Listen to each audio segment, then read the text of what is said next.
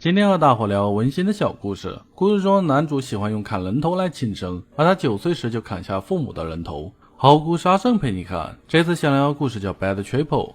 我们男主是个死囚，但他并没有被送往刑场，而被送到了某座小岛上。那小岛并不是什么流放之处，仅仅是个旅游胜地而已。男主其实接到警方任务前来调查，在这座岛上最近发生一系列失踪案件，而那些失踪者的共同点就是进入某家旅馆后消失了。传说那家旅馆能给人无痛致死，所以有自杀意向的人会专程前往了断自己。检察官希望男主能伪装成自杀者潜入这家旅馆进行调查。男主是兴趣缺缺，不过既然是任务也会好好做完的。检察官提醒他不要对任务之外的人出手，同时也注意好保护自己。很快男主就到了地方，那是一家很大的旅馆。旅馆老板娘是个老奶奶，在对方面前她紧急约定，努力伪装成生无可恋的样子。老板娘没看出端倪，带她进了房间休息。可随即老板娘就去了隔壁的监控室，让手下盯着点。她总觉得那小鬼和以往的客人不太一样，虽然同样面露死意，但总给人一种不妙的感觉。手下刚要答应，却发现那小鬼有了新的动作。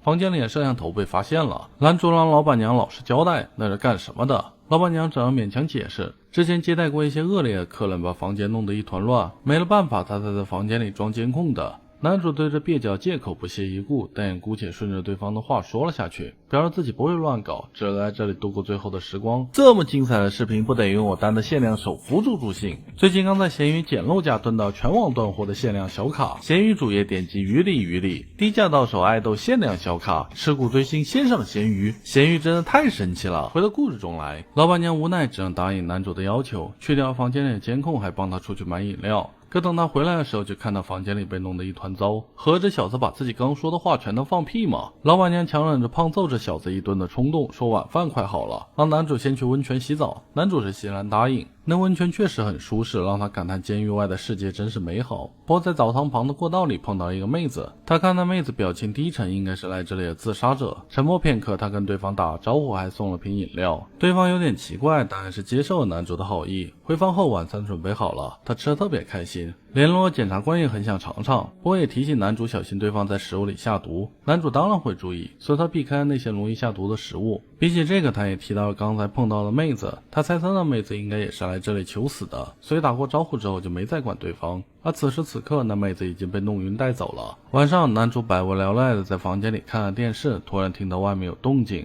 那是老板娘提着刀带着手下过来，准备送男主上路。老板娘白天看这家伙就很不爽，本来今天已经收了那个妹子，再多一具尸体的话，冰箱都放不下了。可想起那家伙，老板娘就有点忍不了。老板娘气势汹汹的带着刀进去，然后他就被男主一击 KO 了。那个手下也完全不是对手，3两下就被男主给解决掉。男主找来胶带，把老板娘捆了个结实，然后押着手下离开。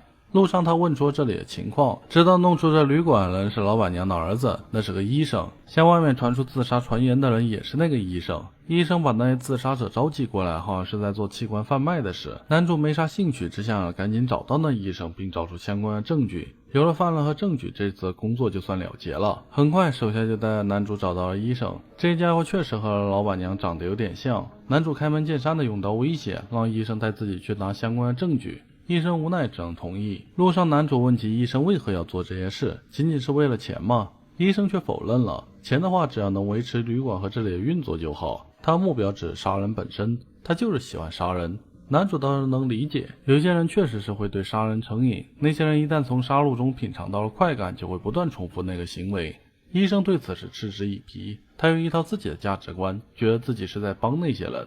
比如说旁边那个手下，让人祖母瘫痪在床却一直不肯死，多年床前侍奉耗干了他的未来与梦想，也熬干了他对祖母的感情。最终祖母在他眼中成了扔也扔不掉的大型垃圾，是医生及时出现才把祖母给干净利落处理掉。他觉得那些人既然本来就要死，干脆由自己来成全他们，对方能死得干净，而自己也能爽到，这是妥妥的双赢啊！正说着，医生打开了保险柜，拿出了旅馆保管的死亡名单。医生也知道这一天迟早都要来的，他感叹自己也想过以后要是不能继续从事这样工作的话，那自己会去做什么。后来觉得自己应该会去监狱当死刑执行官吧。男主正要接过，医生却一枪打了过来，手下应声而倒。看来医生并不想束手就擒。医生叹息，死刑执行官过来还是不太行的，毕竟执行死刑的时候有3个人同时按下3个按钮，理由是不能让执行官发现是自己杀的人。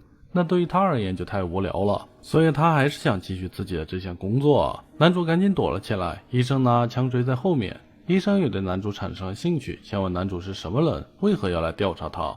男主回答，他就是个死囚，只不过被上面拿来废物利用了。有些死囚会被用来试药或是参加实验，而他就是被拉来当炮灰的。医生好奇男主是因为什么才被判了死刑，得知男主居然是杀了自己的父母才成为死囚之后，他感觉彼此应该是同类，因为他第一次杀人也是和老妈一起把老爸给干掉了。之前男主说他杀人上瘾，其实也是在说男主自己吧。既然如此，那他可以放男主一马。马上收器官的船就要来了，男主可以随那艘船一起离开，而他会把男主的名字也列入死亡名单。在当局眼中，男主应该就是个死人了，这样可以摆脱上面的操控，不是很好吗？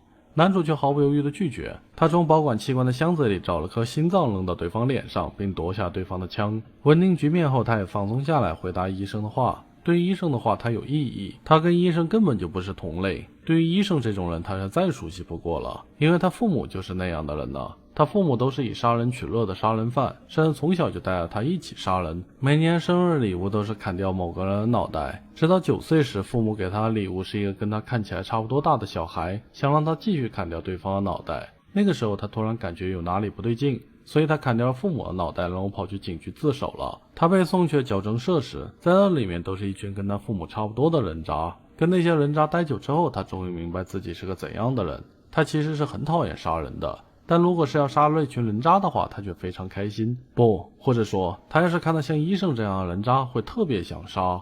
随后枪声响了，不过子弹并没有打中医生，毕竟他早就和别人约好要过上正常的人生，去一个远离那些人渣的地方好好生活。而要达成那个目标，就必须要先从克制自己的欲望做起。和老板娘一样，他也把医生五花大绑，并找出了贩卖器官的证据。翻找时，他却发现了一个意料之外的人，那之前碰到的妹子。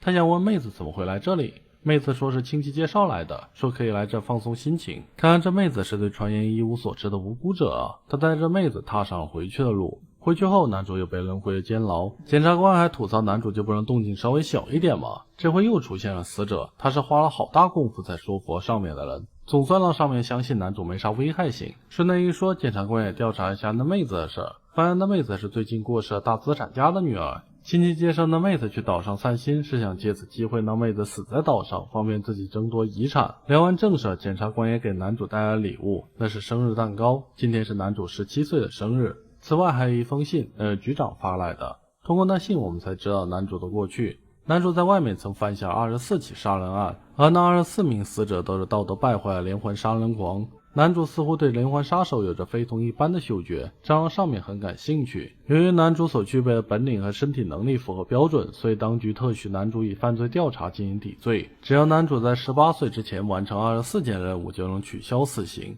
现在男主已经成功完成了10件，而男主距离18岁还剩1年的时间。男主要在这1年里完成剩下14件任务，就可以获得自由。这就是男主的人生，这就是他接下来要面对的一切。但他相信自己能完成这个任务，他很想体验一下所谓正常的人生到底是什么样。故事到这里就迎来了尾声，里面设定还挺有趣的。男主是专门追杀连环杀手的杀手，必须在仅剩的1年里完成任务才能活命。遗憾是这有趣的设定却没有让作者得到连载的机会，后续也没看到作者其余作品，不知道是不是被打击到彻底放弃漫画了，那也真是挺遗憾的呀。好了，这次故事就说到这里，喜欢的朋友也给个3连转发支持一下吧。